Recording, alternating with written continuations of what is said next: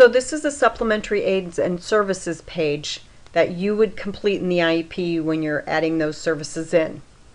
The first part talks about courses of study and addressing the post-school transition needs. So this is more of a piece when we do the transition IEP that I talked about on the other page. So it's just talking about whether the student will go through the general education classes leading to a diploma or do a course of study leading to a certificate of completion. And once again, that's an IEP team decision, big decision to make, because if you check course of study leading to a certificate of completion, then the student's not getting a diploma. So big conversation to have. So let's move down to the piece that's more focused on this time with the supplementary aids and services. You're going to have to answer 3 questions because this is talking about least restrictive environment. Also kind of goes with the placement, but you're probably going to answer these as you go through the IEP. So you have to say, will the student fully participate with students who are non-disabled in the gen ed setting except for the time spent in separate special education programs and services provided outside of the general education classroom as specified in this IEP? Yes or no? So you're going to have to determine if the student is in a general education building and not a self-contained building.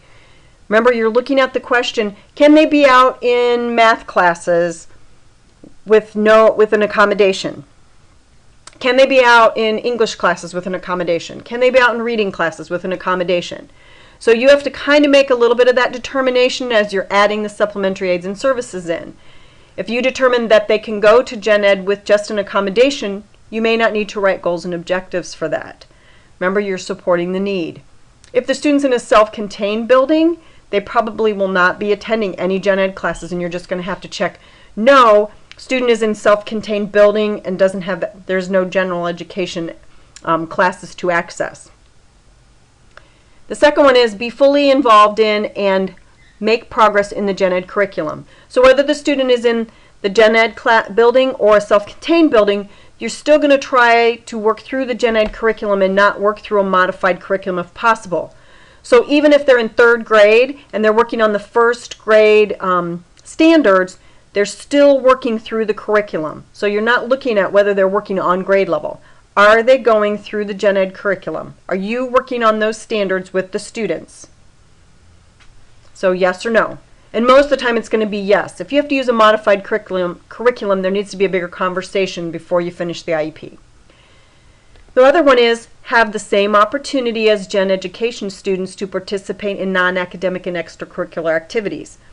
This should be checked no in really very few instances. The student, if they're in a gen ed building, shouldn't be any reason why they can't participate if they choose to participate in drama or track or football, whatever. That's their choice. They get to try to do that if it's at all possible. So it has to be accessible for the most part. If they're in a self-contained building, they still could potentially do that through their home district if that's the case. So these are all about least restrictive environment and making the gen ed classroom, the gen ed curriculum, and extracurricular activities accessible to students with disabilities.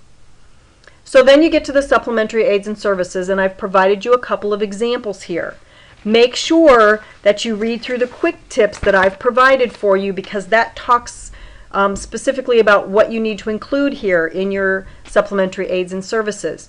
They have to be measurable. They have to be understandable to everybody on the IEP team.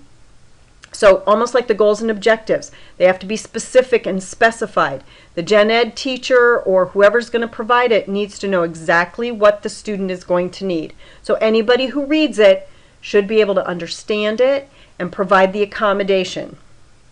So the first example I gave you is Sarah will be able to use a computer with word processing to complete writing assignments. The next piece is that you have to include the information about the amount of time they can use it, how often they can use it, and the condition under which they can access it. So any time throughout the school day when she has a writing assignment.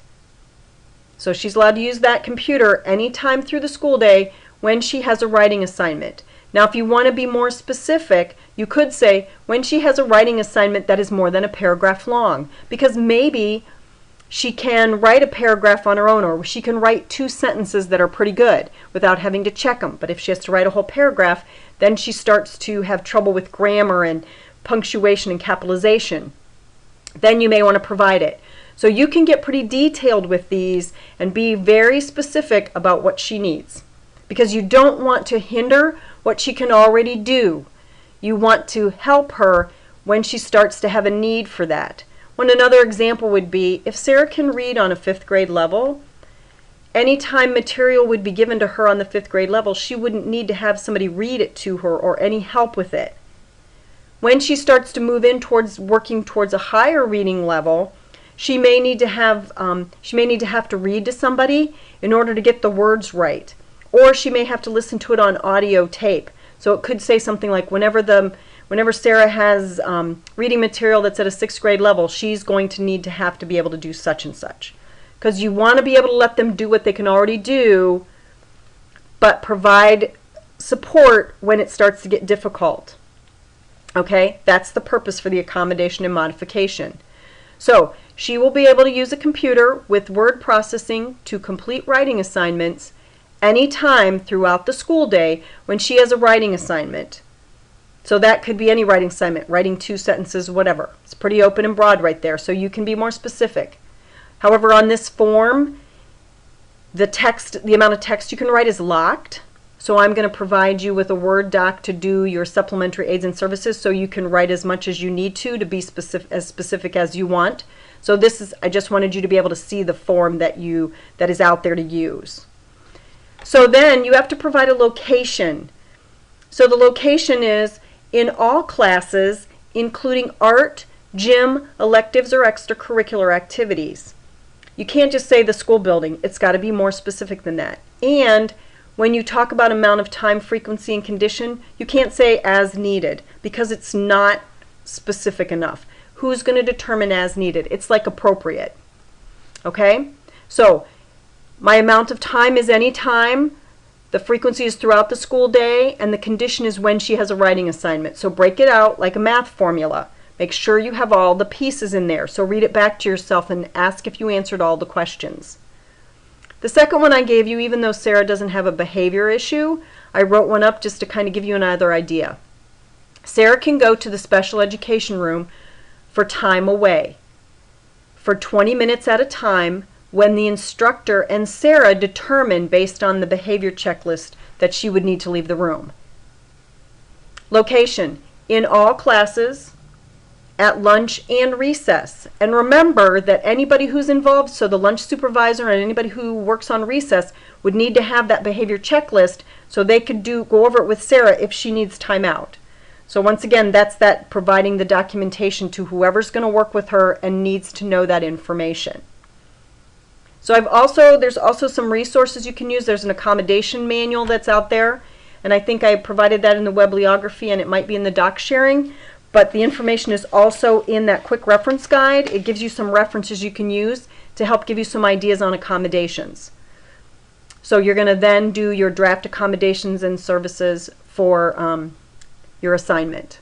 So if you have any questions about this form or going through completing this, please let me know.